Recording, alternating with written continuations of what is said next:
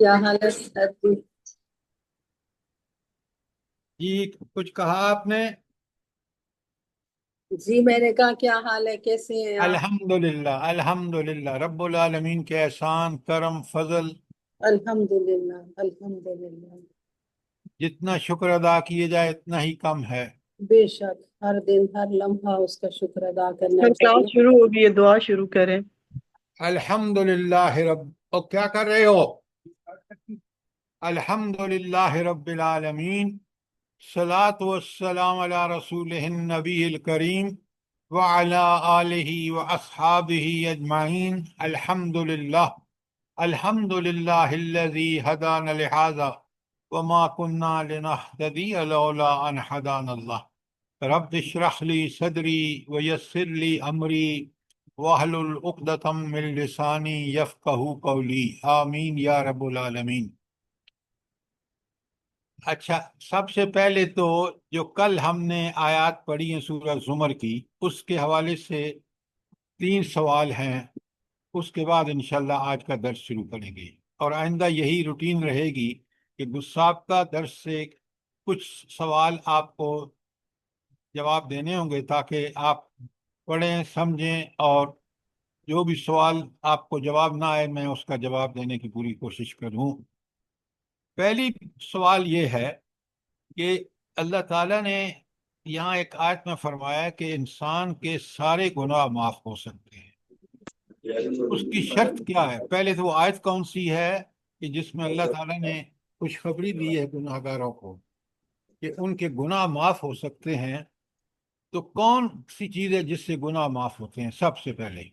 سر آیت نمبر 53 میں اللہ تعالیٰ نے یہ خوشخبری دی ہے کہ تمام گناہ جو ہیں وہ معاف ہو سکتے ہیں، اور آیت نمبر 54 میں اللہ تعالیٰ نے وہ شرائط بتا دی، وَأَنِيبُوا إِلَىٰ رَبِّكُمْ وَأَسْلِمُوا، یعنی اللہ کی طرف توبہ طائب ہو کے پلٹو، اور جو اللہ تعالیٰ نے احکامات دیے ہیں ان پہ عمل کرو، اور جن سے روکا ہے ان سے رک جاؤ۔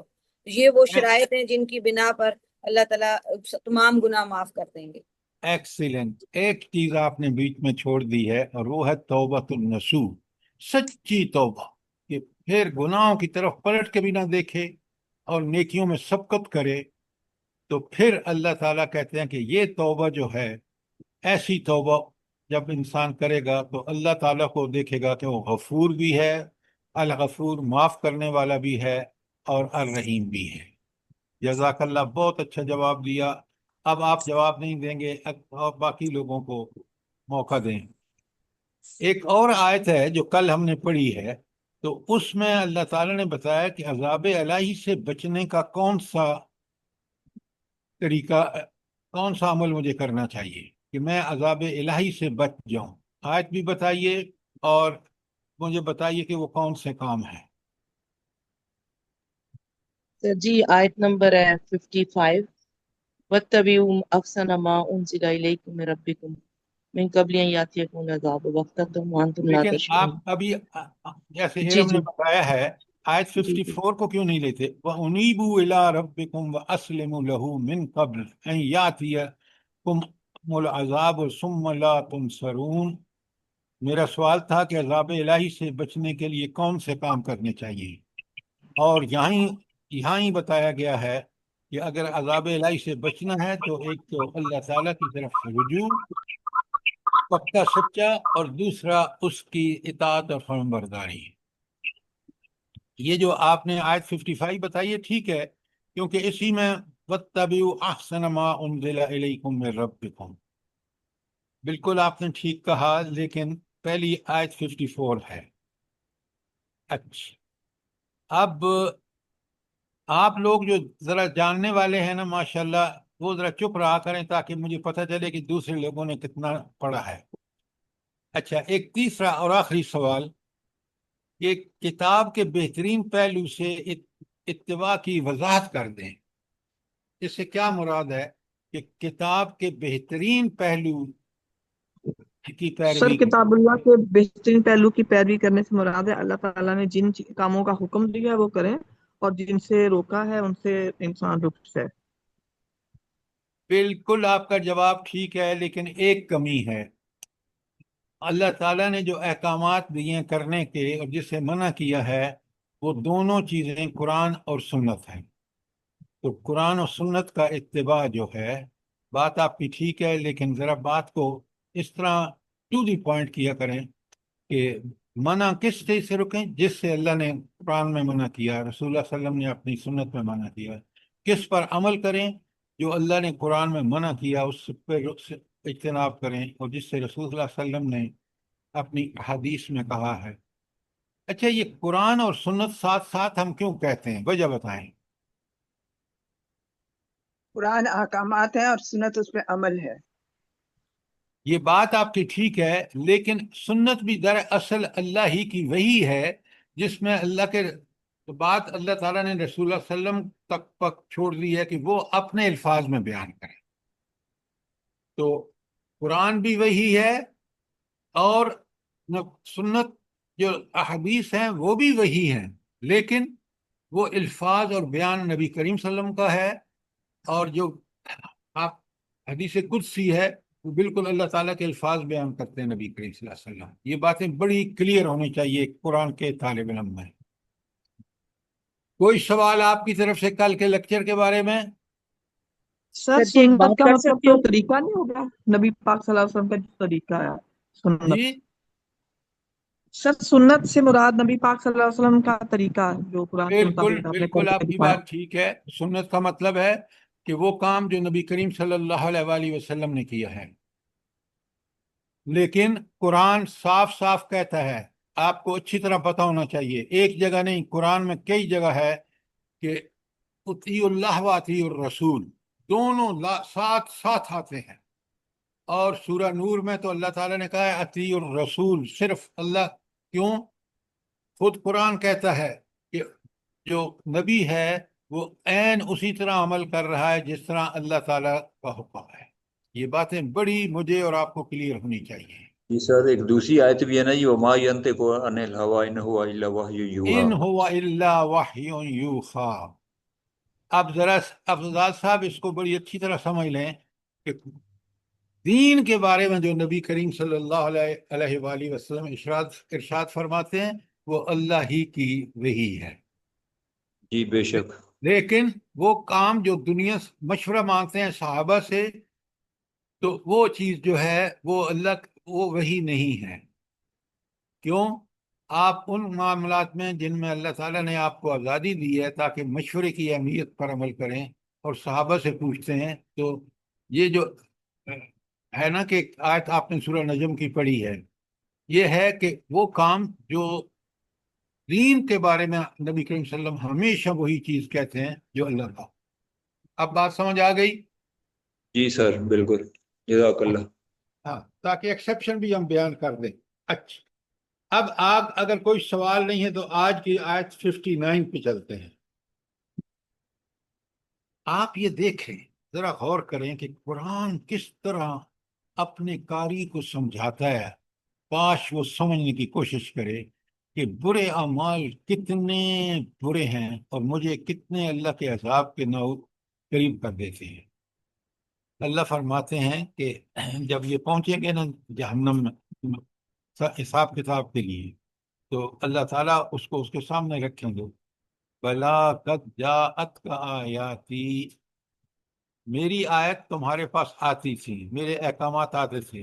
فکذبت بہا، تو نے ان کو جھٹلایا.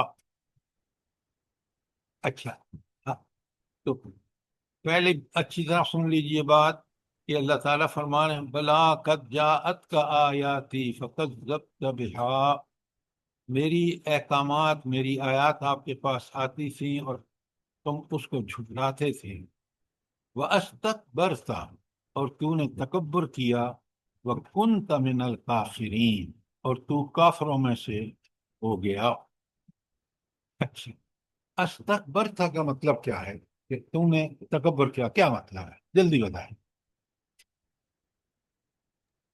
حق کو جانتے پوچھتے رد کر دینا اور لوگوں کو دیکھیں آیت کے اندر اگر آپ رہیں نا تو بڑا کلیئر ہے کہ اس نے اللہ تعالیٰ کی باتوں کو نعوذ باللہ گھٹیا جانا. اس نے کہا نہیں نہیں، یہ دنیا، یہ کافر، یہ شیطان جو کہ کہہ رہے ہیں، یہ بڑی کام کی بات ہے۔ اللہ کی بات کو اسے پش ڈالا اور ان پر عمل کیا، گویا اس نے اس کو گھٹیا جانا، یہ ہے تکبر۔ اور انسانی فطرت کہتی ہے، انبیاء آ کے بتاتے ہیں، انبیاء کو فالو کرنے والے یہ بات مانتے ہیں کہ اللہ ہی کی بات حق ہے، اس کو گھٹیا کہنا کتنا بڑا جرم ہے۔ اسی لیے اللہ کہتے ہیں کہ وہ کافروں میں سے ہو گیا، جس نے اللہ کی بات کو گھٹیا جانا وہ کافر ہے۔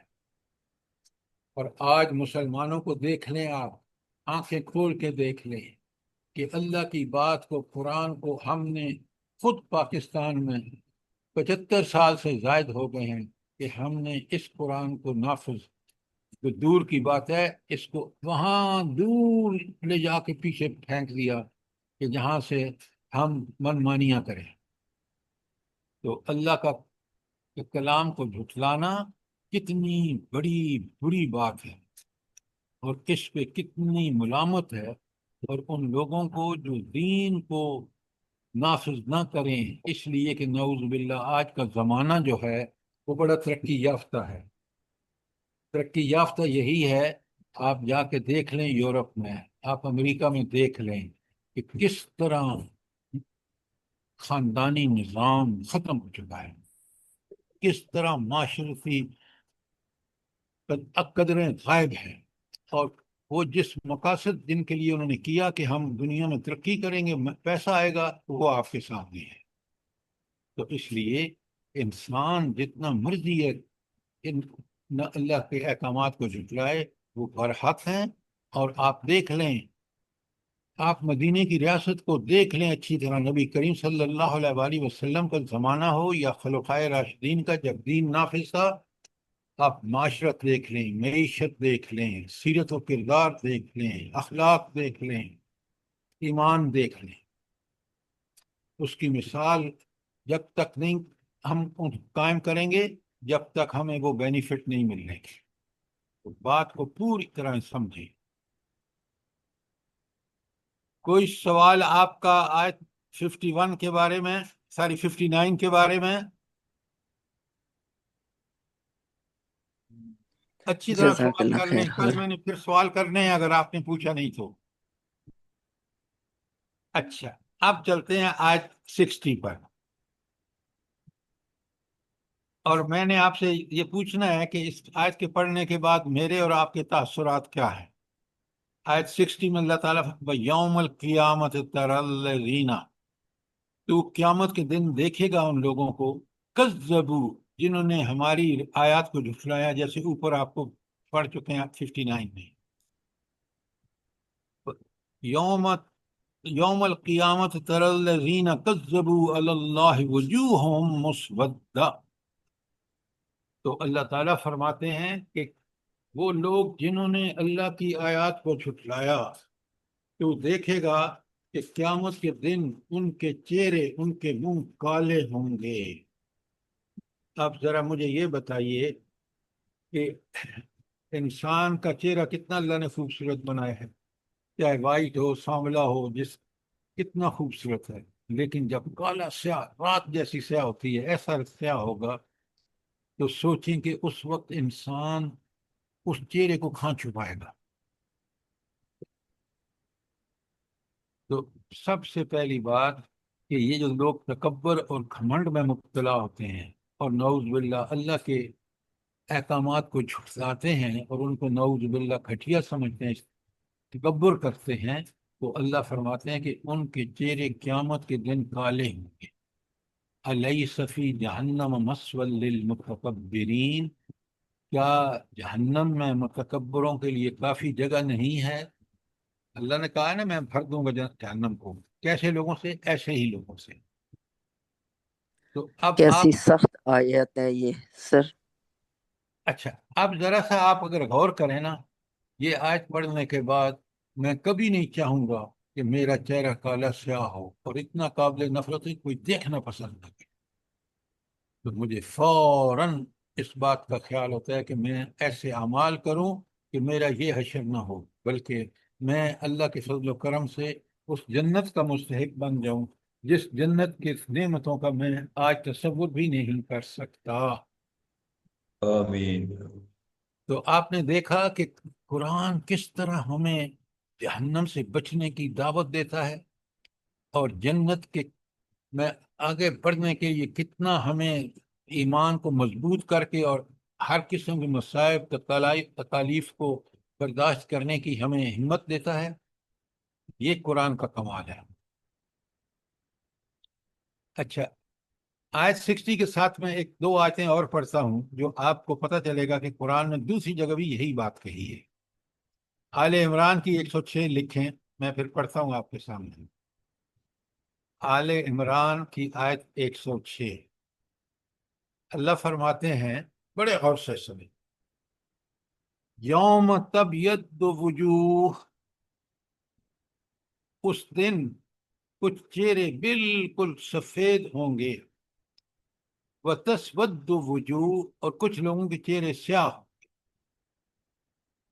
فَأَمَّا الَّذِينَ أَسْوَدَتْ وُجُوهُهُمْ، وہ لوگ جن کے چہرے سیاہ ہوں گے، انہوں نے کیا کیا ہوگا؟ أَكَفَرْتُمْ بَعْدَ إِيمَانِكُمْ، تم نے ایمان کے بعد کفر کیا۔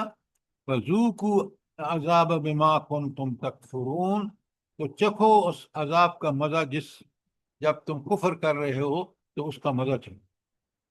اچھا، یہ مجھے بتائیں، اکفرتم بعد ایمانکم کا مطلب کیا ہے؟ کہ تم نے کفر کیا ایمان کے بعد، جلدی بتائیں۔ ایمان لا کے نافرمانی کی، اللہ کے احکام کی فرما برداری نہیں کی۔ بالکل آپ نے ٹھیک کہا۔ ایک اور بھی اس کا مفہوم ہو سکتا ہے، جلدی بتائیں۔ قرآن پڑھا کلمہ اور تو اس پر پڑھ عمل لیا کیا۔ ہے لیکن اس کے بعد اللہ سے کوئی تعلق نہیں رکھا اپنا عمل کے لحاظ سے، صرف کلمہ ہماری زبانوں پر ہے بس۔ نہیں، وہ تو تقریباً وہی بات ہے جو ابھی زرتاج صاحبہ نے کہی ہے۔ سر ایک اسلام لانے کے باوجود شرک پر بھی قائم ہو جاتے ہیں نا نہیں، پیروں یہ وہی فقیروں۔ بات ہے جو ابھی ہو چکی ہے۔ سعدیہ، بڑے غور سے سنیں، انسان جب پیدا ہوا ہے تو آپ کو پتہ ہے کہ اللہ تعالیٰ نے ہر انسان کو پیدا کیا، اس باطنی اس کے اندر یہ خوبی ہے کہ وہ نیکی کو بھی پہچانتا ہے اور برائی کو بھی۔ فَأَلْهَمَهَا فُجُورَهَا وَتَقْوَاهَا، اور جب عہد لیا گیا روحوں سے، سب روحوں کو جمع کر کے، أَلَسْتُ بِرَبِّكُمْ، تو سب نے کہا ہاں بلا، آپ ہمارے رب ہیں۔ تو گویا انسان کو، پیدا انسان کو اللہ تعالیٰ نے اس طرح فرمایا کہ وہ دین اسلام ہی کا قائل تھا۔ اگر اس کے والدین اس کو یہودی نصرانی نہ بناتے، حدیث میں جیسے ہے، تو وہ اسلام قبول کر لیتا۔ اور اس کی مثال جن لوگوں نے اپنی اس کیفیت کو، نیکی اور بدی کی پہچان کو رکھا ہے، وہ فوراً اسلام لائے۔ اس کی مثال خود ابو بکر صدیق اور حضرت خدیجہ الکبریٰ رضی اللہ تعالی عنہ۔ اب بات سمجھ آئی ہے کہ نہیں؟ الحمدللہ۔ جزاک اللہ خیر سر۔ الحمدللہ۔ اچھا، اب آپ نے یہ تو سن لی آیت آل عمران کی 106، اور پھر سورہ عبس لکھیں، سورہ عبس 80 نمبر ہے، اس کی آیت 40 تا 42 میں آپ کے سامنے پڑھ رہا ہوں۔ بسم اللہ الرحمن الرحیم، وجوہ یومئذ علیہا غبر، وہ چہرے اس دن خاک آلود ہوں گے، ترحقھا قطر، ان کو ڈھانپ رہی ہوگی سیاہی، اولئک ھم الکفرۃ الفجرہ، وہ لوگ کون ہوں گے؟ الکفرۃ، منکر، انکار کرنے والے، الفجرہ، بڑے بڑے گناہوں میں ملوث۔ تو یہ ان لوگوں کا حال ہوگا قیامت کے دن۔ اب میں اور آپ جب یہ آیات پڑھیں گے تو سوچیں کتنا ہمیں اس بات کی ترغیب ہوگی کہ بچو، ان گناہوں سے بچو، اس منکر ہونے سے بچو۔ تو قرآن کا مطالعہ سمجھ کے غور و فکر ساتھ کرنے میں انسان ہدایت کے راستے پر قائم رہتا ہے۔ کوئی سوال آیت آل عمران کی 106 اور سورہ عبس کی 40 تا 42 تک؟ کوئی سوال؟ اب سنیں، قرآن فوراً تقابل پیش کرتا ہے تاکہ لوگ بالکل یکسو ہو جائیں کہ کیا جنت کے لیے پوشاں رہیں، نیک اعمال کریں، برائی سے اجتناب کریں۔ اللہ تعالیٰ کہتے ہیں وَيُنَجِّي اللَّهُ الَّذِينَ، اللہ تعالیٰ نجات دے گا اس اوپر والی صورتحال سے کس کو؟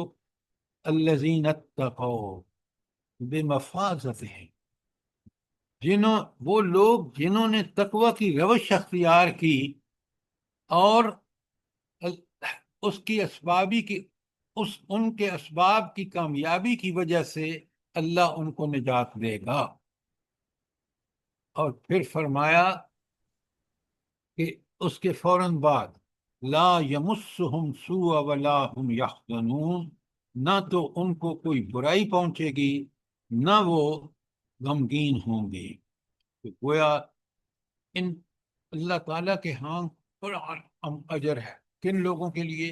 جو یقین حقیقت میں عمل صالح کرتے ہیں اور برائی سے باز رہتے ہیں، اور یہ سب ایمان کی حالت کہ اللہ پر یقین، آخرت پر یقین، رسالت پر یقین، اور پھر قرآن اور سنت سے جڑے رہتے ہیں۔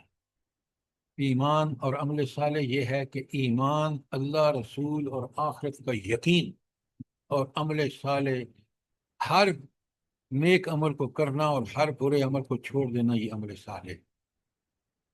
تو اللہ کہتے ہیں کہ اگر یہ کرنے والے جو ہیں اللہ ان کو نجات دے گا اور ان کو جنتوں میں داخل کرے گا، اور وہاں نہ ان کو کوئی برائی کا شائبہ ہوگا وہاں پر، اور نہ انہیں کبھی غم لگے گا۔ ذرا جنت کی زندگی دیکھیں کہ کتنی اللہ تعالیٰ نے اس کو حسین اور جمیل بنایا ہے۔ اور مجھے اور آپ سے بار بار قرآن میں دعوت دی کہ بچو اس ہولناک اور خوفناک جہنم سے، اور کوشش کرو کہ تمہیں یہ جنت آخرت میں ملے جس کا کوئی ٹھکانہ نہیں کہ کتنی حسین اور جمیل ہے۔ یہ تھی آیت 61۔ اچھا، اب آیت 62 میں پڑھ رہا ہوں اور ترجمہ کر رہا ہوں، اور آپ نے مجھے بتانا ہے کہ یہ یہاں آیت آئی کیوں ہے، کیا حکمت ہے اللہ تعالیٰ کی۔ آیت 62 میں اللہ تعالیٰ فرماتے ہیں اللہ خالق کل شیء، اللہ ہر چیز کا خالق ہے۔ پوری کائنات میں جو جو چیز ہے، زمین، آسمان، چاند، سورج، ستارے، نباتات، جمادات، حیوانات، انسان، کوئی چیز، سب مخلوق ہے، اس کا خالق کون ہے؟ اللہ ہے۔ وَهُوَ عَلَىٰ كُلِّ شَيْءٍ وَكِيلٌ، اور وہی ہر چیز پر نگہبان ہے۔ صرف خالق ہی نہیں، نگہبانی اور نگرانی بھی کر رہا ہے۔ تو یہ اوپر جنت اور جہنم کا ذکر، اور نیچے یہ جو اللہ تعالیٰ کی صفت آئی ہے کہ خالق بھی ہے اور نگران اور نگہبان بھی ہے، کیا تعلق ہے ان دونوں تینوں چیزوں کا آپس میں؟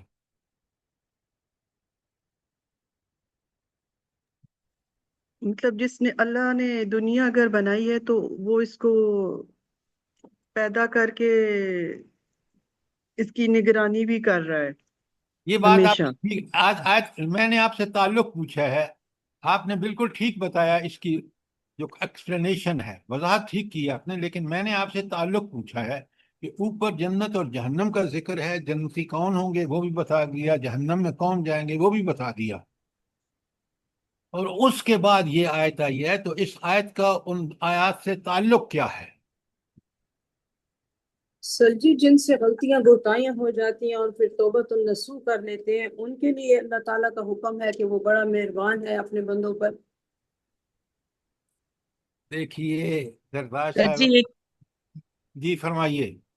جی سر جی، اللہ تعالیٰ کے خالق ہونے سے یہ مراد کہ اگر وہ پیدا کرتا ہے پھر اس کے بعد وہ کیا تمہاری بات ہر کر رہے چیز ہیں کے... آپ؟ اس کی ایکسپلینیشن دے رہے ہیں۔ جی سر بات جی، میں یہ ہے، پچھلی آیات سنیں سے... غور سے، یہی چیز ہے جو فہم قرآن ہے۔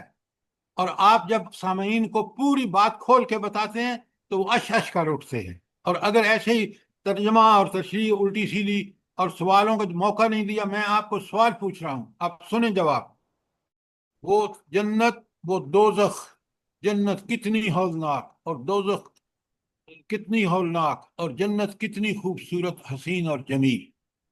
اللہ ان تمام چیزوں کا خود خالق ہے اور وہ نگہبان ہے۔ وہ ان جنت ان کو دے گا جو مستحق ہیں، جہنم ان کو بھیجے گا جنہوں نے اعمال ایمان بھی نہیں اور اعمال منکر ہوئے۔ لہذا اس کا تعلق یہ ہے کہ اللہ صرف خالق نہیں ہے، اللہ نگہبان اور نگران ہے۔ وہ اس کے فیصلے نگہبانی اور نگرانی کے نتیجے میں ہوں گے اور وہ برحق ہوں گے، اس لیے کہ اس کا بے کل شین علیم بھی ہے اور علی کل شین قدیر بھی ہے۔ اب بات سمجھ آئی ہے کہ نہیں آئی؟ سر جی میں نے ابھی الحمدللہ پوری بات ہی نہیں کی تھی۔ ٹھیک ہے جی سر جی، ٹھیک ہے سر جی، آگے سن۔ جی جزاک اللہ۔ تو تھوڑا سا آپ دیکھیں، اس میں آپ کو دیکھنا ہوگا کہ اوپر والی آیت یہاں کیا کہا جا رہا ہے، اس کا آپس میں تعلق کیا ہے۔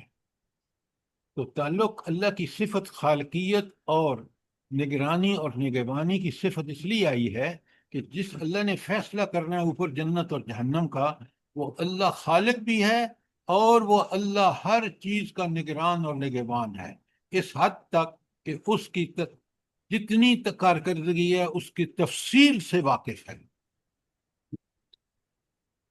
کوئی سوال ان آیات کے بارے میں؟ اب چلتے ہیں آیت 63 پر۔ دیکھیں نا، یہاں قرآن اللہ کی صفات بیان کر رہا ہے جو اوپر اس فیصلے سے متعلق ہیں جنت اور جہنم کے۔ لہو مقالید السماوات والارض، زمین و آسمان کے خزانوں کی کنجیاں اسی کے پاس ہیں۔ تو یہ جو انسانوں کو اتنی اللہ نے طاقت دی ہے، تو یہ کیا مطلب ہے اس کا یہاں اس سے کہ لہو چابیاں تو اس کے پاس ہیں، تو پھر یہ حکومتوں کو اتنی طاقت کیوں اللہ تعالیٰ کیوں دیتے ہیں؟ جلدی بتائیں۔ آزمائش کے لیے دیا اللہ تعالیٰ نے کہ بہت کرو عمدہ، دنیا میں۔ بہت عمدہ، آزمائش کے لیے۔ کیوں دنیا آزمائش ہے؟ اس لیے جو کچھ انسان کو ملتا ہے، اقتدار، اختیار، عہدے، مال، دولت، مربع، کوٹھیاں، سب کی سب آزمائش ہے، اور جو ان سے خالی ہیں وہ بھی آزمائش میں ہیں۔ جن کو دیا ہے وہ صبر کرتے ہیں یا نہیں، شکر کرتے ہیں یا نہیں، اور جن کو نہیں دیا وہ صبر کرتے ہیں یا نہیں۔ یہ ہے وہ کنجی جو جنت کے سمجھ کے لیے ہمارے ضروری ہے۔ لہو مقالید السماوات والارض، زمین و آسمان کے خزانوں کی کنجیاں اسی کے پاس ہیں۔ والذین کفروا بآیات جنہوں نے اللہ کی آیات کا انکار کیا، اولئک هم الخاسرون، وہ گھاٹے میں ہوں گے، وہ بڑے سخت نقصان میں ہوں گے۔ تو یہ آیات اللہ کا مطلب کیا ہے یہاں پر؟ بڑا سوچ کے بولیے، کیونکہ آیات دیکھیں نشانیاں بھی ہے، اور آیات کا مطلب بہت جگہ معجزہ بھی ہے، یہاں مطلب کیا ہے تاکہ اللہ کے احکام، اللہ کے احکام۔ ایکسیلنٹ، ایکسیلنٹ، آپ نے کمال کی بات کی ہے، یہاں اللہ کے احکامات۔ جب اس کا انکار کیا، برائیاں کی، تو پھر جہنم ان کا مقدر ہے، اور وہ اتنی ہولناک اور خوفناک جگہ ہے کہ اس سے بڑا کوئی خسارہ نہیں ہو سکتا۔ جزاک اللہ۔ آپ دیکھ رہے ہیں کہ ایک ایک آیت کس طرح ہمارے ایمان کو تازہ کرتی ہے، بڑھاتی ہے۔ اسی لیے قرآن اللہ تعالیٰ نے سورۃ انفال میں کہا کہ اذا تلیت علیہم آیاتہ زادتہم ایمانا، تو ایمان کی زیادتی اسی وقت ہوتی ہے جب ہم ان آیات کو ٹھیک ٹھیک سمجھتے ہیں۔ یہ چیز ذرا نوٹ فرمائیں۔ اچھا، یہ جو جنت ہے نا، آپ ذرا غور فرمائیں۔ میں آپ کے سامنے سورہ آل عمران کی آیت 185 لکھ لیں۔ کتنی بڑی حقیقت ہے، میں آپ ترجمہ کر رہا ہوں، پہلے آپ کو بتا رہا ہوں کتنی بڑی حقیقت ہے۔ اللہ تعالیٰ فرماتے ہیں کل نفس ذائقۃ الموت، ہر انسان نے موت کا مزہ چکھنا ہے۔ اس سے کوئی انکار کر سکتا ہے؟ کافر بھی بتائیں انکار کر سکتا ہے؟ کیا کوئی بات ہے، انکار نہیں کر سکتا. یہ کتنی بڑی دلیل ہے. اب اللہ کہتے ہیں وَإِنَّمَا تَوَفَّوْنَ أُجُورَكُمْ يَوْمَ الْقِيَامَةِ، جس طرح ہر متنفس کو موت آنی ہے نا، بالکل اسی طرح تم، اللہ تعالیٰ فرماتے ہیں کہ تمہیں قیامت کے دن تمہارے کاموں کا جو ہے پورا پورا بدلہ دیا جائے گا. اللہ اکبر. آگے سنیں آیت کو، فَمَنْ زُحْزِحَ عَنِ النَّارِ، جو آگ سے بچا لیا گیا، جو جہنم کی آگ سے بچا لیا گیا، وَأُدْخِلَ الْجَنَّةَ، اور جنت میں داخل کر دیا گیا، فَقَدْ فَازَ، وہی کامیاب ہے. اب آپ دیکھ لیں کہ کامیابی اصل یہ ہے کہ جنت سے بچ کر انسان جہنم سے بچ کر جنت میں چلا جائے. اس کے لیے ایمان اور عمل صالح شرط ہے، قرآن نے بتا دیا. میں اگر وہ پوری کروں گا تو انشاءاللہ اللہ تعالیٰ مجھے جنت ضرور دے گا. تو آپ نے دیکھا کہ جس طرح زندگی اور موت ہم دیکھتے ہیں کہ ہر متنفس کو مرنا ہے، بالکل اسی طرح قیامت کے دن ہمارے ایک ایک عمل کا سزا اور جزا ملے گی. اور اس فیصلہ اگر ہو گیا اس کے حق میں تو جنت مزے اڑائے، سب سے بڑی کامیابی. اور اگر اس کے خلاف ہو گیا کہ اس کے اعمال، برے اعمال زیادہ تھے، کم نیک اعمال بڑے تھوڑے تھے، وہ جہنم میں گیا، تو سب سے بڑا خسارہ. اچھا، ایک آخری ٹکڑا ذرا آیت کا سنیے، ایک ایک کاش میں اور آپ غور کریں. اللہ فرمانے مل حیات الدنیا الا متاع الغرور، یہ دنیاوی زندگی جو ہے یہ دھوکے کا سامان ہے. یہ کیسے ہو گیا کہ دنیاوی زندگی دھوکے کا سامان ہے؟ جلدی بتائیں، جلدی بتائیں. سر اس میں اٹریکشن ہے بہت زیادہ اور عارضی ہے، ختم ہو جانے والی ہے. لیکن دیکھیں، اب آپ نے بات تو ٹھیک بالکل کی ہے کہ اس کو انسان دھوکے میں مبتلا ہو جاتا ہے. کس وجہ سے؟ نمبر ایک، کہ دنیا میں اتنی اٹریکشن، اللہ نے اس میں ایسی کشش رکھی ہے، مال میں، اولاد میں، رزق میں، پیسے میں، سہولیات میں جو اللہ کی طرف سے ملتی ہے. خود دنیا کتنی حسین اور جمیل ہے، تو اس سے دھوکے کا بہت بڑا چانس ہے.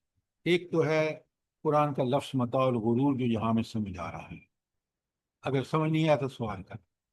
ایک ہے متاع الحسنہ، یہ بھی قرآن کا لفظ ہے، ایسا مال و دولت، اسباب جو بہترین ہیں.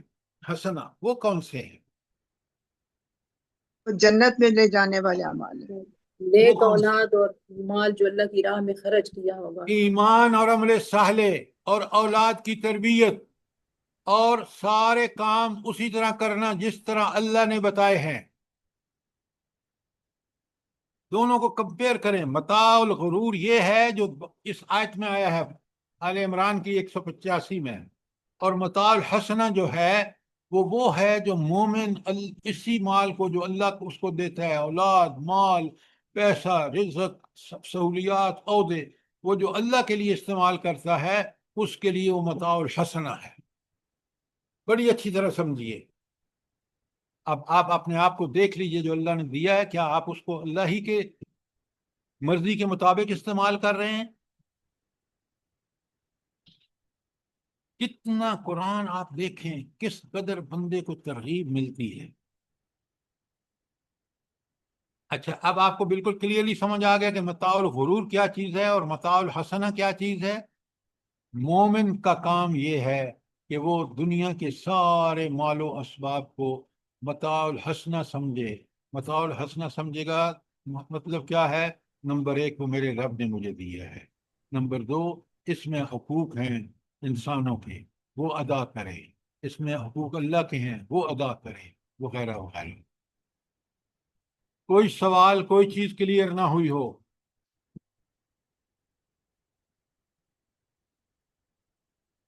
اچھا، جزاک اللہ خیر سر. اب آگے سنیں آیت نمبر 64. قل، اے اللہ کے رسول ان کو بتاؤ افغیر اللہ تأمرونی اعبد ایھا الجاہلون، اللہ اپنے نبی سے کہہ رہے ہیں ان سے کہو پھر کیا اے جاہلو تم اللہ کے سوا کسی اور کی بندگی کے لیے مجھ سے کہتے ہو؟ اچھا، جاہل کیوں کہا پہلے؟ اور نمبر 2 یہ کہ جو دوسروں کی بندگی کی دعوت دیتا ہے اللہ کے علاوہ وہ چھوڑ کر، وہ جو ہے وہ جاہل ہے۔ تو یہ مجھے بتائیں کہ یہ کیوں جہالت ہے کہ اللہ کے علاوہ کسی دوسرے کی عبادت کرنا جو ہے وہ جاہلیت ہے؟ کیوں؟ اس لیے سر کہ ان کو حق بات سمجھ نہیں آ رہی۔ ڈاکٹر صاحبہ اگر آپ پہلی بات یہ کہیں نا جو آپ نے فرمائی ہے کہ اصل علم العلم قرآن و سنت کا علم ہے، جی اس سر، کے سنیں بڑے غور سے، اس پر جو شخص عمل کرتا ہے وہ مدینے کی ریاست بن جاتا ہے اس کا ملک، جب ہر آدمی اس پر اکثریت اس پر عمل کرتی ہے۔ اور اگر وہ اس پر عمل نہیں کرتا قرآن و سنت پر تو وہ جاہلیت اس لیے ہے کہ وہ زمین فساد سے بھر جاتی ہے جیسے آج بھر چکی ہے۔ جاہلیت، قرآن اللہ تعالیٰ کی کتاب ہے، انسانوں کے فائدے کے لیے نازل فرمائی گئی اللہ نے۔ تو جاہلیت یہ ہے کہ ہم وہ اعمال کریں جس سے دنیا میں فساد مچ جائے۔ آج ظہر الفساد فی البر والبحر، خشکی اور تری فساد سے بھر چکی ہے۔ کیوں؟ ہم جاہلیت کو فروغ دے رہے ہیں۔ آپ دیکھیں کتنی بنی ہیں یہاں اسمبلیاں پاکستان میں، اور اب تو گریجویٹ اسمبلی ہے آپ کی، اور آپ دیکھیں کہ وہ کس طرح انگوٹھا چھاپ ہیں، کس طرح ہم اللہ اور اس کے رسول کے احکامات کے خلاف کر رہے ہیں۔ سوچیں، 1000 دفعہ سوچیں۔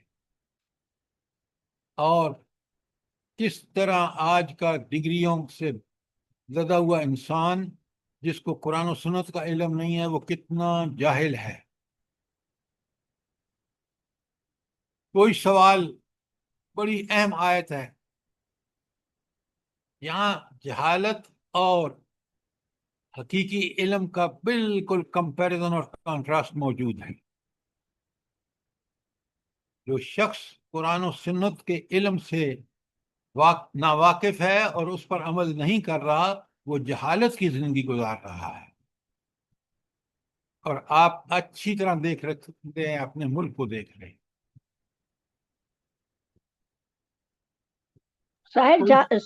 جاہل سے بھی بدتر ہے، بدترین جانوروں سے بھی بدتر ہے۔ بالکل آپ نے ٹھیک کہا۔ قرآن پتہ ہے کیا کہتا ہے؟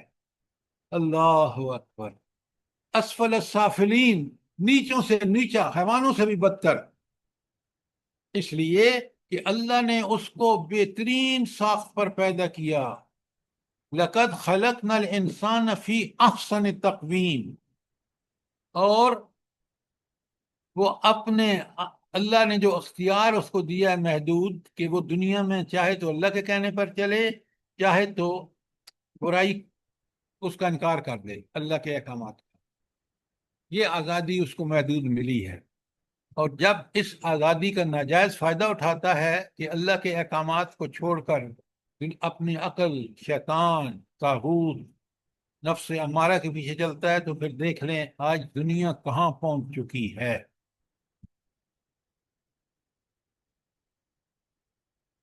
اچھا، یہ ایک بات بتائیں، یہ ساری برائیاں جو ہیں اس کی وجہ کیا ہے؟ ایک وجہ، سب سے بڑی وجہ کیا ہے؟ سر، خواہش پرستی، مادہ پرستی، شرک۔ خواہش پرستی یہ ہے کہ خود قرآن کہتا ہے، کیا تو نے اس انسان کو نہیں دیکھا جس نے اپنی خواہش نفس کو الہ بنا لیا؟ تو یہ شرک ہے۔ شیطان پرستی یہ ہے، طاغوت پرستی یہ ہے کہ شیطان اور طاغوت کو آپ نے نعوذ باللہ اللہ کے برابر بنا دیا، اس کے کہنے پہ چل رہے ہیں، لہذا وہ بھی شرک ہے۔ تو ساری گناہوں بربادیوں کی اصل وجہ شرک ہے۔ बात समझ आई है कि नहीं आई? जी जी सर सर, अल्लाह पाक माफ कर दे हम जज़ाकल्लाह। लोगों को। आमीन आमीन। अच्छा, आगे सुने, बड़े गौर से सुने, आयत नंबर 65। वलकद ऊहिया इलैका व इलल्लज़ीना मिन क़ब्लिक। अल्लाह ताला के रसूल फरमा रहे हैं कि वही मुझ पर भी नाजिल हुई और मुझसे पहले अंबिया पर भी नाजिल हुई। और उसका लुब्बे लुबाब क्या था वही का, अल्लाह के अहकामात का? सुने गौर से, लाइन अशरकता, अगर तुमने शिरक किया, लयहतबन्ना अमलुका लतकूनन्न मिनल खासिरीन, तो तुम्हारे सारे अमाल जाया हो जाएंगे और तुम खसारे में रहोगे। ये खसारा किस किस्म का होगा बना, जल्दी बताएं। जहन्नम मिलेगी। दुनिया में भी दायमी खसारा और दायमी आखिरत में भी। खसारा। दुनिया के खसारे कुछ भी नहीं है, आरजी हैं। अल्लाह अकबर अल्लाह अकबर। आप देखें दुनिया में कितनी तकलीफें उठाई सहाबा और साबियात ने मक्की दौर, लेकिन उसी रब ने उनकी तकलीफें उठाने की वजह से किस कदर मुसलमानों को उन जज्बे ईसार की वजह से अल्लाह ने फिर क्या तरक्कियां अता फरमाई। क्या वो माशरा लश्क जन्नत बन नहीं गया था? तो शिरक जो है, पहले मैंने आपसे सवाल इसीलिए किया कि असल में सारी बुराइयों की वजह शिरक है। और शिरक ये है कि अल्लाह के अहकामात को रिजेक्ट करके उनको इंसान मुनकर होकर उनसे, और फिर गैर अल्लाह की, चाहे वो नफ्स हो, चाहे शहवात हो, चाहे वो शैतान हो, चाहे ताहूत हो, चाहे नफ्स अम्मारा हो, उसके पीछे जब चलता है।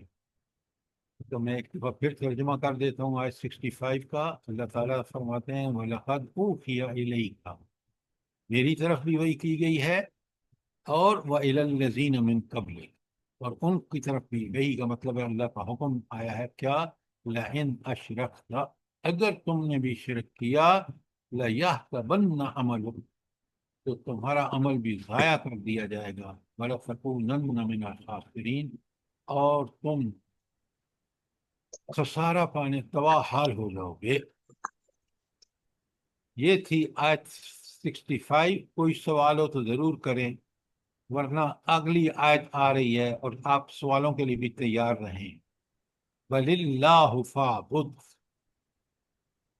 और नबी करीम सल्लल्लाहु अलैहि वसल्लम से हुक्म हो रहा है कि बंदगी करो, अल्लाह की इबादत करो। ये इबादत का मफहूम क्या है यहाँ पर, जल्दी बताएं। सर अपना उठना बैठना सोना जलना फिरना तजारत हर शय अल्लाह के शिरक अहकामात के नहीं मुताबिक। करना सर जी, शिरक नहीं करना, क्योंकि पिछली आयत में शिरक से मना किया गया है, तो शिरक नहीं करना। नहीं नहीं नहीं, शिरक सिर्फ ना करना, बल्कि शिरक, आपकी बात ठीक है, आप खालिस इबादत अल्लाह की करें। इबादत हर जगह, हर वक्त, हर हाल में, हर काम में अल्लाह के हुक्म की पाबंदी करना। जी। अच्छा, और आगे फरमाए व कुम मिन शाकिरीन, और शुक्र करने वालों में से हो जाओ। अच्छा, अब शुक्र का असली मजहर क्या है, वो चीज जो शुक्र को बिल्कुल पता चले कि इस आदमी की जिंदगी में शुक्र है, जल्दी बताएं। इबादत नमाज।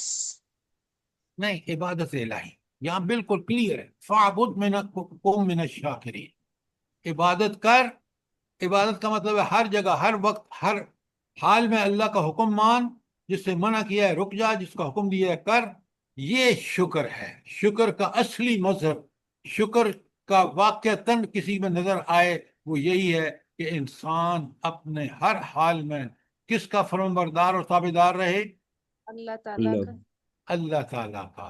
ये बड़ी अहम आयत है, चंद अल्फाज हैं, इसको याद कर लीजिए ताकि मैं और आप अल्लाह की इबादत का हक अदा करें। जब हक अदा करेंगे तो हम शाकरीन में से हो जाएंगे। और शाकरीन के बारे में बड़ी दफा मैंने आपके सामने आयत पढ़ी है, लिखे सूरह इब्राहिम की आयत नंबर 7।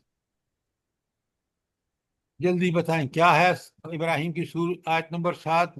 وَلَئِن شَكَرْتُمْ لَأَزِيدَنَّكُمْ. آپ ذرا نہ بولا کریں نا تاکہ مجھے پتہ چلے کہ شبانہ صاحبہ آپ کا مائک وہ آن ہے، آپ کا کیمرہ بند کریں اس کو. اچھا، اب آپ مجھے یہ بتائیں، یہ بڑی پیاری آیت ہے، آپ یاد کر لیں. وَإِذْ رَبُّكُمْ، جب تمہارے رب نے یہ اعلان کر دیا. شبانہ صاحبہ اپنا مائک وہ اپنا کیمرہ بند کریں. جی اچھا، سر جی کر تو اللہ تعالیٰ فرما رہے ہیں کہ اللہ نے یہ اعلان کر دیا. کیا اعلان؟ لَإِن شَكَرْتُمْ لَأَزِيدَنَّ، اگر تم شکر کرو گے میں تمہیں اور زیادہ دوں. آپ یقین مانیں، آپ شکر کر کے تو دیکھیں، جب آپ اللہ کی عبادت پہ جم جائیں گے تو اللہ آپ کو توفیق عطا فرمائے. یہ میں اپنا ذاتی تجربہ بالکل آپ کا صحیح کہہ رہے ہیں سر. کہ اللہ تعالیٰ غیب سے بندوبست کرتا ہے کہ اس بندہ جو میرے لیے سب کچھ اس نے قربان کر دیا، اس کو ہر چیز دینے کا اللہ تعالیٰ اپنے آپ کو پابند کرتا ہے. لَإِن شَكَرْتُمْ لَأَزِيدَنَّ، آگے بالکل اگر اللہ کہتے ہیں وَلَئِن كَفَرْتُمْ، اگر تم ناشکری کرو گے ان عذابی لشدید، تو پھر میرا عذاب بڑا سخت ہے. کاش میں اور آپ سوچیں کہ اس ملک میں ہم نے کتنی ناشکری کی ہے. ملک بنایا، اللہ سے وعدہ کیا کہ ہم لا الہ الا اللہ محمد رسول اللہ کا یہاں غلبہ ہوگا، اور آج آپ دیکھ لیں کفر کا کون سا غلبہ نہیں ہے اس ملک میں. اور عذاب دیکھ لیں، وہ چیزیں جو اس ملک میں پیدا ہو رہی ہیں اس تک ایکسیس نہیں ہے لوگوں کی. سر جی یہ چیز ہر شخص میں نے دیکھی ہے کہ جس کو اللہ تعالیٰ نے نوازا ہے وہ بھی ناشکریاں کر رہا ہے، اور جس کے پاس کچھ کم ہے وہ بھی رو رہا ہے کہ یہ میرے پاس نہیں ہے، اور جس کے پاس ہے وہ بھی چھپاتا ہے. تو وہ اللہ کی نعمتوں کی شکر گزاری کیوں نہیں کرتا؟ سر جس کے اللہ نے پاس ہے وہ زیادہ ایک ناشکری منٹ کرتا ایک ہے. منٹ، آپ بالکل ٹھیک کہہ رہی ہیں، لیکن آپ مجھے یہ بتائیں، اللہ نے یہی تو امتحان ہے، یہی تو امتحان ہے. یہ منکر ہیں، غریب بھی اور امیر بھی اللہ کے احسانات کا منکر اس لیے ہے کہ وہ سمجھتا ہے کہ میں اللہ ٹھیک نہیں کرے گا، یہ میرا پیسہ، میرے دھوکے جو ہے وہ میرے ساری مرضوں کا علاج ہے، اور مرضیں بڑھتی جا رہی ہیں اور اس کی طاقت ان کو فیس کرنے کی کم ہوتی جا رہی ہے. اسی لیے یہاں اس آیت کو پڑھیں، سمجھیں اور ہم عمل کریں تاکہ قیامت کے دن بھی شکر گزاری کی وجہ سے اللہ تعالی ہمیں جنت دے گا. انشاءاللہ، جزاک اللہ. سر یہ کون سی صورت کی آیت ہے ان شکرتم؟ یہ سورہ ابراہیم کی آیت نمبر 7 ہے، اس کو یاد کر لیں. یہ جی بہت اللہ کا وعدہ ہے، اور اتنا سچا وعدہ ہے کہ آپ کر کے تو دیکھیں. جہاں آپ شکر کریں گے، جن نعمتوں کا شکر کریں گے، اللہ تعالیٰ اس میں فراوانی دے گا.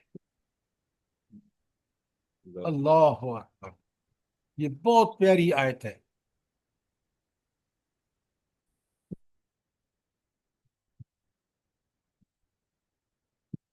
ایک اور آیت سناتا ہوں آپ کو، لکھیں سورہ عنکبوت کی آیت 17.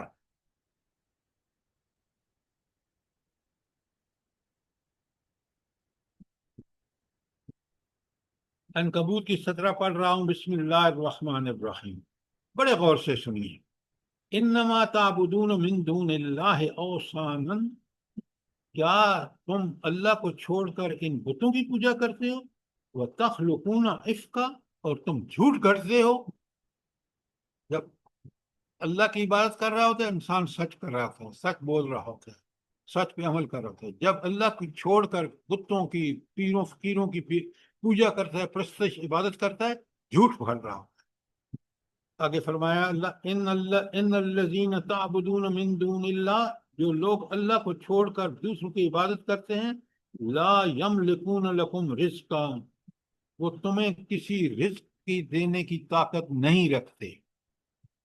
فابتغوا، لہذا تلاش کرو، لہذا کوشش کرو کس بات کی؟ عند اللہ رزق، رزق اللہ کے پاس ہے. وعبدوہ، उसी की इबादत करो, छोड़ दो इन गलत माबूदों को। वाबुदूहु, उसकी इबादत करो, वशकुरू लह, और उसी का शुक्र अदा करो। मैंने आपको बताया, अभी पीछे पढ़ चुके हैं कि इबादत शुक्र का मजहर है। और फत्तकुल्लाह, और सारी वशकुरू लह इलैहि तुरजाऊन, बड़ी खुशखबरी है उन लोगों के लिए जो अल्लाह की इबादत और उसका शुक्र करें, और बहुत बड़ी धमकी है उन लोगों के लिए जो अल्लाह की गैर अल्लाह की इबादत करें और अल्लाह का शुक्र अदा ना करें। इलैहि तुरजाऊन, ये दो अल्फाज कितनी बड़ी बशारत है नेक लोगों के लिए, और कितनी बड़ी इंजार और धमकी है उन लोगों के लिए जो अल्लाह की इबादत ना करें और गैर अल्लाह की इबादत करें। कोई सवाल, कोई चीज क्लियर ना हुई हो, आयत 67 पे चलते हैं।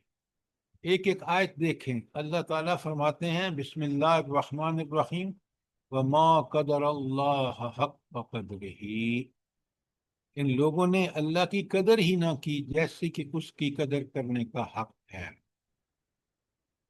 पहले तो मुझे ये बताएं कि अल्लाह की कदर लोगों ने नहीं की जैसा उसकी कदर करने का हक है, इसका मतलब क्या है?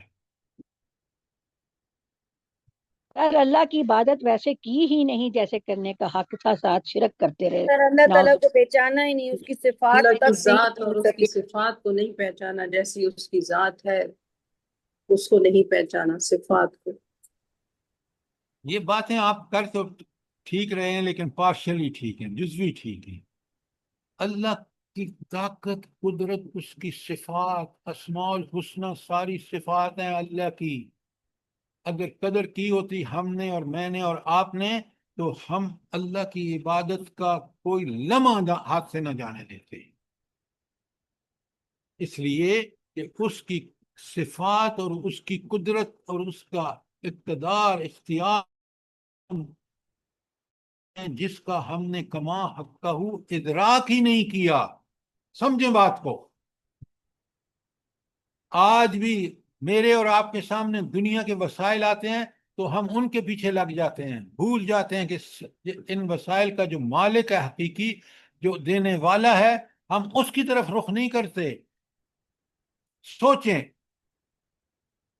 अब अल्लाह अपने इस मिसाल दे रहा है कि तुमने कैसे, कितना ताकतवर है अल्लाह। सुने, वल अर्दु जमीअन कब्ज़तहू यौमल क़ियामा, उसकी कुदरत कामला का हाल तो ये है कि क़यामत के रोज पूरी जमीन उसकी मुट्ठी में होगी। अल्लाह अकबर।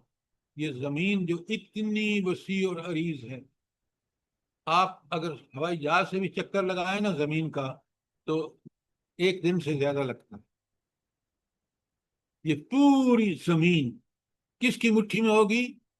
अब कैफियत क्या होगी हमें नहीं पता, लेकिन अल्लाह फरमा रहा है और बरहक फरमा रहा है कि पूरी जमीन जो है कब्ज़तहू यौमल क़ियामा, उसके कब्जे में होगी, और पूरी जमीन उसकी मुट्ठी में होगी।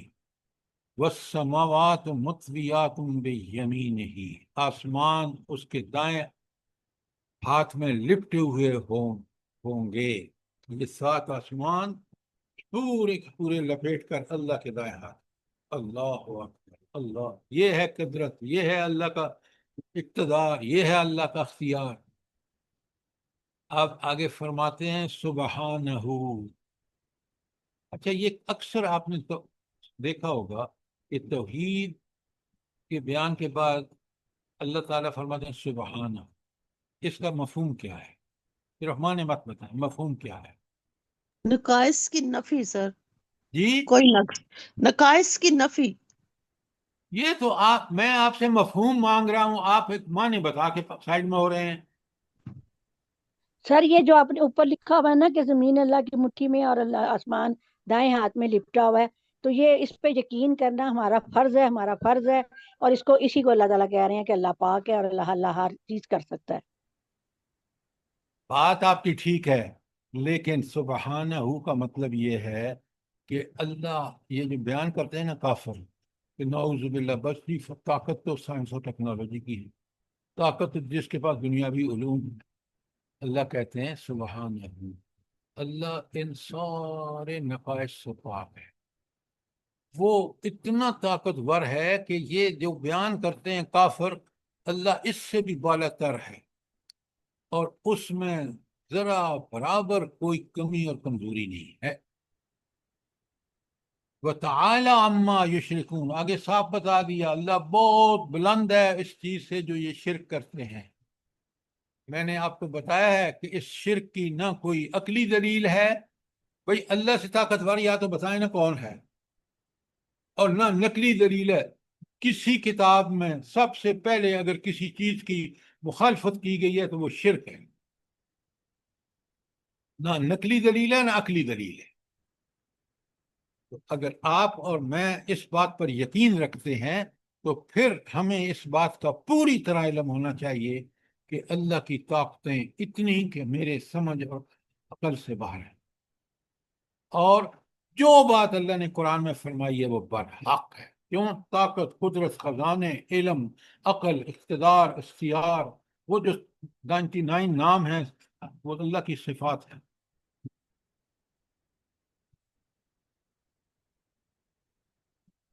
تو وہ جاہل ہے وہ شخص جو اللہ کو پہچانتا نہیں ہے۔ کیوں؟ وہ اپنے خالق، مالک، رازق، حاکم کو نہیں پہچانتا۔ وہ اس بات سے بھی بے خبر ہے کہ یہ دنیا میں آیا کیوں ہے، کس نے بھیجا ہے، کب کامیاب ہوگا، کب ناکام ہوگا۔ یہ ساری چیزیں تو پتہ چلتی ہیں ایمان کے بعد کہ وہ اللہ ہے جو ان تمام چیزوں کو کنٹرول کرتا ہے، پوری مخلوق کو کنٹرول کرتا ہے، زمین و آسمان کی ہر چیز کو کنٹرول کر رہا ہے، اور اس نے سب چیزیں خاص مقصد کے تحت پیدا کی ہیں۔ کوئی چیز اس نے ابس پیدا نہیں کی۔ کتنی بڑی بات ہے آیت 67 میں۔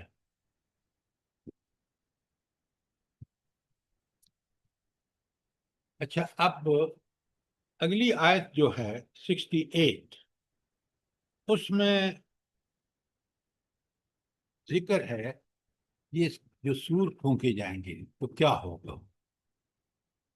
یہ مجھے اور آپ کو بالکل اچھی طرح پتہ ہونا چاہیے۔ کیوں؟ اس وقت کافروں کی بڑی بری حالت ہوگی، کیونکہ انہوں نے تو انکار کیا ہے کہ پہلا سور پھونکے گا، اس کا انکار کیا، پھر کیا ہوگا اس کا انکار کیا، دوسرا سور پھونکے گا، اس کا انہوں نے انکار کیا، تو وہ تو انتہائی پریشان۔ مومن اگر قرآن سے سمجھ چکا ہے نا، آپ یقین مانے وہ انتہائی مطمئن۔ کس طرح مطمئن ہوگا؟ وہ سب کچھ دیکھے گا، وہ کہے گا میرے رب نے فرما دیا پہلے، یہ وہی کر رہا ہے اور مجھے پریشان ہونے کی کوئی ضرورت نہیں ہے، کیونکہ اس کے حکم سے ہو رہا ہے، اور یہ مرحلے قیامت برپا ہونے کے بعد یہ مرحلے ہیں جو مجھے پتہ ہے، قرآن نے بتایا ہے۔ میں اور آپ ان کو سمجھیں۔ یہ انشاءاللہ کل پہ چھوڑتے ہیں، کل کا مضمون ہوگا۔ آج اب وقت ختم ہو رہا ہے اور میں تفصیل سے آپ کو نہیں بتا سکوں گا، تاکہ میں اور آپ پوری طرح واقف ہو جائیں کہ یہ کیا مراحل ہے۔ انشاءاللہ سر، اللہ پاک آپ کو بھی ہمت توفیق دے اور ہم سب کو۔ آمین۔ انشاءاللہ جب یہ ختم ہوگی تو آپ تیاری کر لیں، چاروں کل میں نے آپ کو پڑھانے ہیں، اور بڑی وہ زبردست آیات ہیں۔ انشاءاللہ جب پڑھیں گے تو آپ بات سمجھ میں آئے گی۔ جی سر، جی انشاءاللہ سر۔ آپ کو پتہ ہے کہ یہ جو تین کل ہیں آخری، قل هو اللہ احد، قل اعوذ برب الفلق، قل اعوذ برب الناس، اس کے بارے میں نبی کریم صلی اللہ علیہ وآلہ وسلم کا کیا معمول تھا؟ جلدی بتائیں۔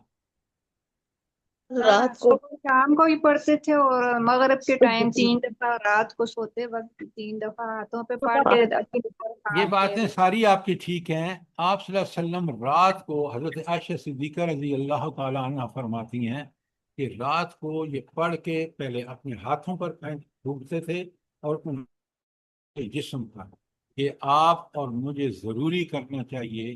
وجہ یہ ہے کہ اللہ تعالیٰ ہر قسم کے بیرونی اور اندرونی سارے جو فتنے ہیں ان سے محفوظ ہیں۔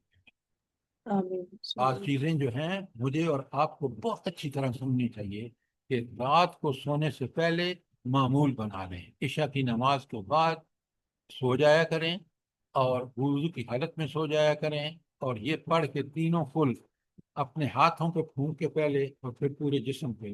یہ نبی کریم صلی اللہ علیہ وسلم کا معمول تھا. اور اس کا فائدہ یہ ہے کہ آپ پہ کوئی جادو ٹونا, کوئی, آپ اللہ پر یقین کریں گے, کیونکہ جب آپ سوچ سمجھ کے اللہ کی حفاظت میں آئیں گے تو وہ اللہ آپ کی حفاظت فرماتا ہے, اور آپ خوش ہوں گے کہ میں نے وہ عمل کیا جو میرے رسول صلی اللہ علیہ وسلم نے کی ہے. بات سمجھ آ گئی کہ نہیں آئی؟